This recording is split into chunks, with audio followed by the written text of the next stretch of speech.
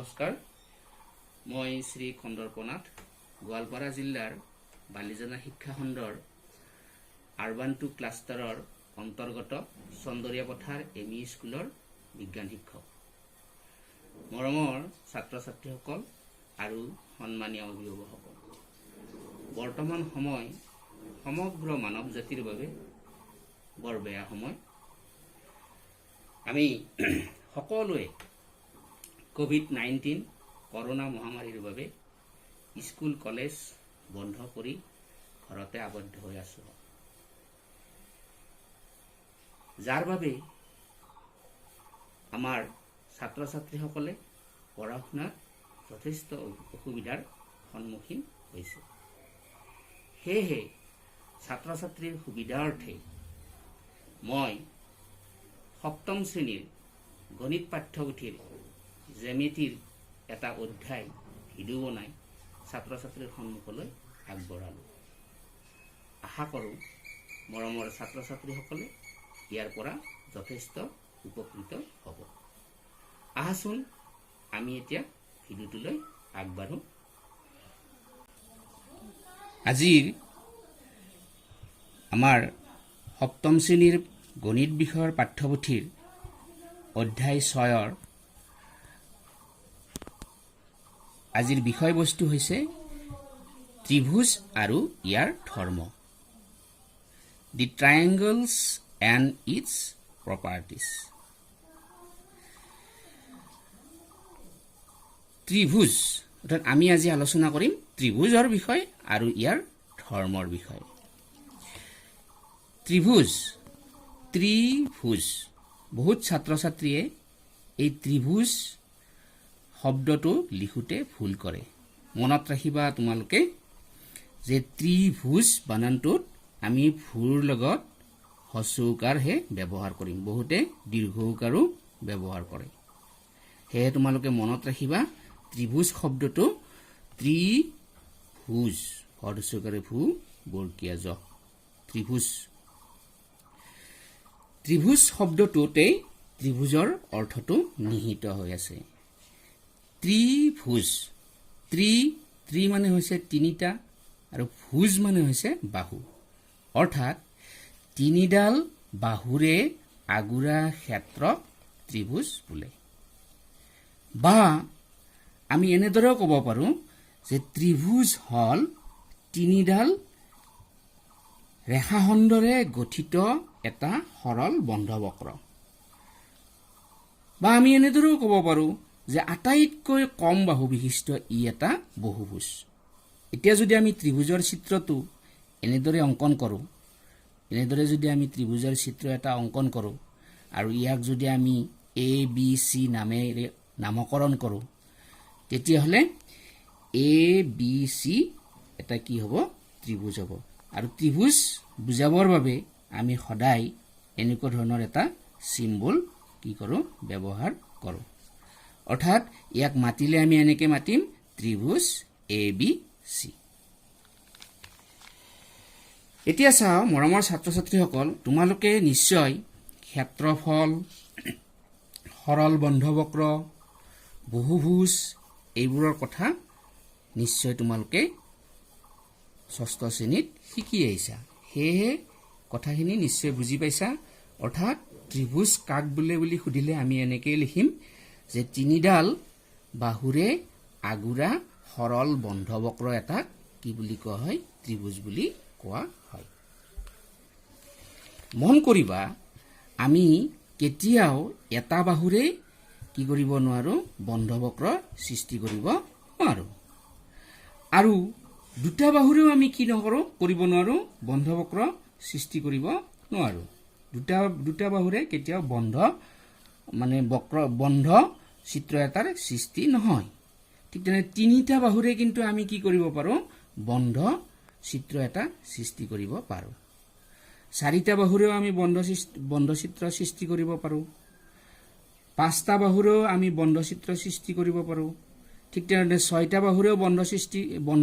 চিত্ৰৰ সৃষ্টি কৰিব পাৰো আৰু আমি আগলৈ এনেকে বাহু বঢ়াই বন্ধ চিত্ৰৰ সৃষ্টি কৰিব পাৰো এতিয়া তিনিডাল বাহু হলে আমি তাক কি বুলি কওঁ তেনেকুৱা বন্ধচিত্ৰক ত্ৰিভুজ বুলি কওঁ আৰু চাৰিডাল বাহু হলে আমি ঠিক তেনেধৰণে চতুৰ্ভুজ বুলি ক'ম পাঁচডাল হলে আমি তাক পঞ্চভুজ বুলি ক'ম ছডাল হলে আমি কি বুলি ক'ম তাক ষড়ভুজ বুলি ক'ম ঠিক তেনেধৰণে আমি বাকিবিলাকো আঁকিব পাৰোঁ কিন্তু আমি আজি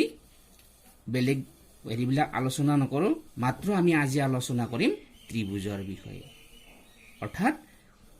ত্ৰিভুজ ত্ৰি মানে হৈছে তিনিডাল ভুজ মানে হৈছে বাহু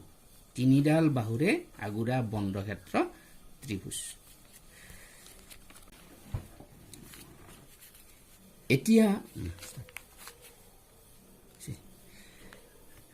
আহিছো আমি ত্ৰিভুজৰ অংগসমূহ আচ্ছা তোমালোকে বাৰু এই ত্ৰিভুজটোত কি কি অংগ দেখিছা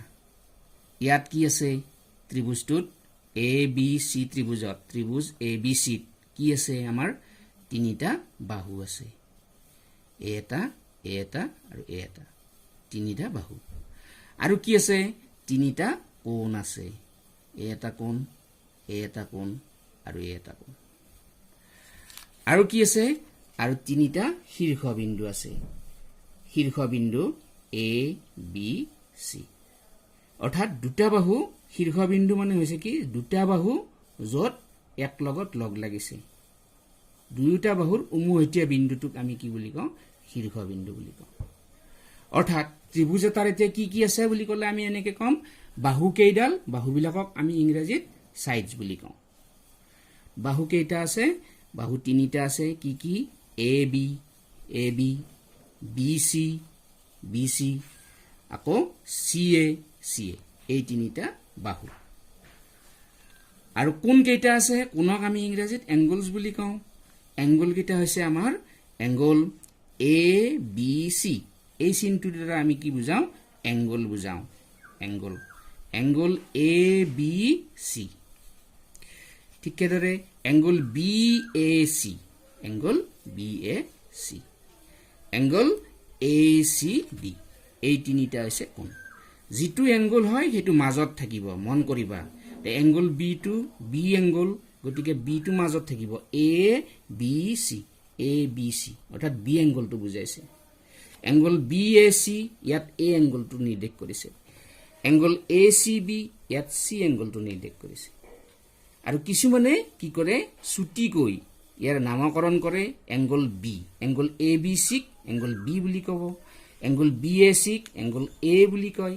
আৰু এংগল এ চি বিক চি বুলিও কয় তাৰ পিছত শীৰ্ষবিন্দু কেইটা আছে শীৰ্ষবিন্দু হৈছে এ বি আৰু চি এই দুটা বাহু লগ লাগি ইয়াৰ এটা শীৰ্ষবিন্দু হৈছে এ এই দুটা বাহু লগ লাগি ইয়াৰ এটা শীৰ্ষবিন্দু হৈছে বি এইটো বাহু আৰু এইটো বাহু লগ লাগি ইয়াৰ এটা শীৰ্ষবিন্দু আছে সি অৰ্থাৎ ত্ৰিভুজৰ তিনিটা শীৰ্ষবিন্দু আছে তিনিটা বাহু তিনিটা কোণ আৰু তিনিটা শীৰ্ষবিন্দু সাধাৰণতে এইকেইটাই হৈছে ত্ৰিভুজৰ অংগ এতিয়া আহিছো আমি অন্য এটা কথালৈ এংগল এৰ বা শীৰ্ষবিন্দু এৰ বিপৰীত ছেদে এটা বাহু আছে অৰ্থাৎ এংগল এৰ বিপৰীত বাহু বুলি ক'লে আমি কোনটো বুজাম এংগল এৰ মুখে মুখে থকা এই বাহুটো এংগল এৰ বিপৰীত বাহু হৈছে বি সি ঠিক সেইদৰে তোমালোকে ক'ব পাৰিবানে এংগল বিৰ বিপৰীত বাহু কি হ'ব এংগল বিৰ বিপৰীত বাহু হ'ব এংগল বি কোণৰ মুখে মুখে থকা বাহুটো এইটো হ'ব এংগল বিৰ মুখে মুখে এইটো বাহু আছে গতিকে এই বাহুটোক আমি কি বুলি ক'ম এ চি বুলি ক'ম ঠিক সেইদৰে এংগল সিৰ বিপৰীত ফালে কি বাহু আছে এংগল সিৰ বিপৰীত দিশত এইটো বাহু আছে আৰু এইটো বাহুৰ নাম হৈছে এংগল এইটো বাহুৰ নাম হৈছে এ বি অৰ্থাৎ আমি যদি চাওঁ এতিয়া এংগল এ কোণৰ বিপৰীত বাহু হৈছে বি সি এংগল এ কোণৰ বিপৰীত বাহু বি সি ঠিক সেইদৰে এংগল বিৰ বিপৰীত বাহু এ চি এংগল বি কোণৰ বিপৰীত বাহু এ চি এংগল সি কোণৰ বিপৰীত বাহু কি এ বি এংগল সি কোণৰ বিপৰীত বাহু এ বি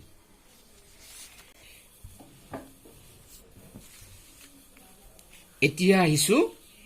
আমি ত্ৰিভুজৰ প্ৰকাৰলৈ অৰ্থাৎ ত্ৰিভুজ কেনেদৰে ভাগ কৰিব পাৰি আমি অলপ আগতেই ত্ৰিভুজৰ তিনিটা অংগৰ কথা আলোচনা কৰিছোঁ, বাহু, কোণ আৰু শীৰ্ষবিন্দু। এতিয়া তোমালোকে ভালকে মন কৰিবা যে বিন্দুৰ আমি জোখ মাখ কৰিব নোৱাৰোঁ, শীৰ্ষবিন্দুক কেতিয়াও আমি জোখ মাখ কৰিব নোৱাৰোঁ, কিন্তু বাহু আৰু কোণৰ জোখ মাখ কৰিব পাৰোঁ। এই জোখ মাখৰ ভিত্তিতেই বাহু আৰু কোণৰ, ত্ৰিভুজৰ বাহু আৰু কোণৰ জোখ মাখৰ ভিত্তিতেই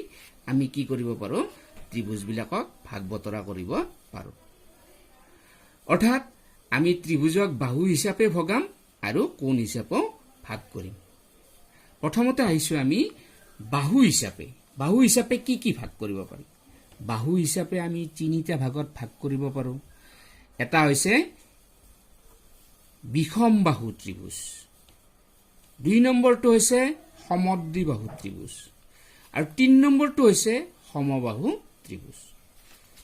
বিষম বাহু ত্ৰিভুজ মানে কি? বিষম বাহু ত্ৰিভুজ, এতিয়া চা, ইয়াতে মই এটা ত্ৰিভুজ আঁকিছোঁ, ইয়াৰ তিনিওটা বাহু সমান নহয়। সমান মানে আমি বাহুৰ যেতিয়া সমান কথা কম